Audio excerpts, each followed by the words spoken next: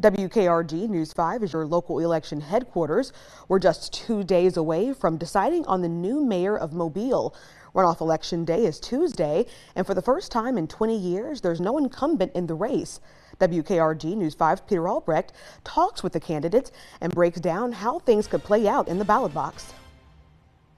It's been a very invigorating campaign. But time is running down, and Barbara Drummond and Spiro Cheriogotis are pushing for every last vote. And just trying to, remind everybody there's an election September 23rd, and we sure need them. The state legislator and the former judge locked in a race that many, like local political writer Quinn Hillier, say will be an extremely close one.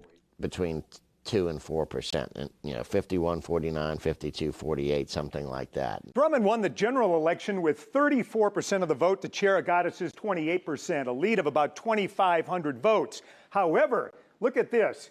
16,000 people combined did not vote for either Drummond or Cheriogotis. They voted for Paul Prine and for Connie Hudson. Taking a look now at the geography, Drummond won the most precincts, the areas in blue, all over town, north, east, and south. Cheriogotis' main support in the dark red, 2 areas, Spring Hill and in Midtown. But here's where the battle will be. Out west, the areas in gold that Hudson won and the areas in green that were won by Prine. At about 75% of, maybe a little more, of Connie Hudson's voters go to Cheriogotis. The Prine voters are a lot tougher to figure out. His voters, one would assume, are the more anti-establishment, and they certainly didn't like Sandy Stimpson, and they might associate Cheriogotis with Stimpson. On the other hand, if they're anti-establishment, they might see Barbara Drummond as establishment too, going back to the Jones administration. A lot of them may stay home. Neither Hudson nor Prine has made an endorsement, but both finalists have major supporters. I think Spiro's that guy. Cheriogotis has been endorsed by current Mayor Sandy Stimpson, as well as the Mobile Area Association of Realtors and former Mayor Mike Dow. Drummond, meanwhile, has been endorsed by several prominent national and local Democrats, including New Jersey Senator Cory Booker, Birmingham Mayor Randall Woodfin, and former Alabama Senator Doug Jones. I've known Barbara for a long time. We have worked on a number of projects together over the years. And I've watched Barbara grow, watching her do the kind of things to reach across the aisle to try to get things done for her community. Regardless of where the Prine and Hudson votes fall, the candidates say getting out their August supporters will be key. I certainly want to get all my voters back out. I hope everyone that already has chosen to trust me with their vote, I'm hoping each one of them will come back out. And I'm hoping we'll find some new ones. I think the strategy is to get all people out to vote and make sure that we can unite Mobile around one common goal. Those who did not vote last month could be the deciding factor this time. Turnout last month was low, 26%, about 41,000 votes. But Hillier expects turnout to be higher Tuesday. And that's what happened in 2005. After a similar general election with 4 strong candidates, turnout went up about 7% for the runoff, from 49,500 to 53,000 votes.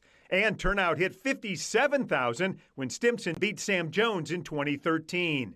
Demographics could play a part in Tuesday's results. African Americans have a small edge in voting age population, 48 to 46%, with 6% being designated as other. But Hillier thinks polarized racial voting is on the decline. For 5 straight elections for mayor, a member of the minority race at the time has become mayor.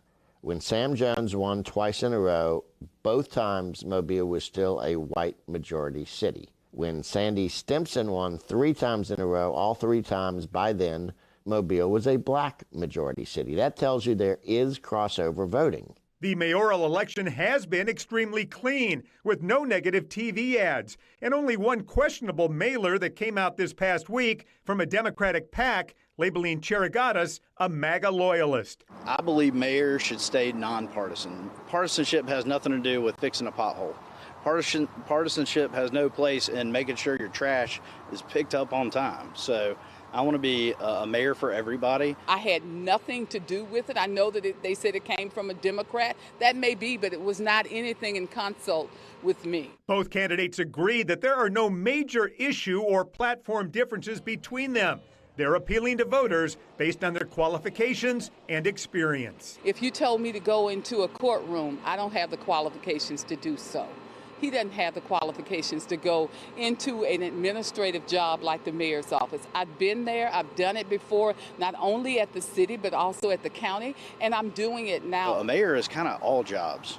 And I have grown up working since the age of 9. I've worked many jobs. You know, I've re-roofed houses, I've scraped paint, I've dug ditches, you know, and I grew up working in my family business. So I appreciate what hard work feels like, and I'm thrilled to have a chance to work hard for our city.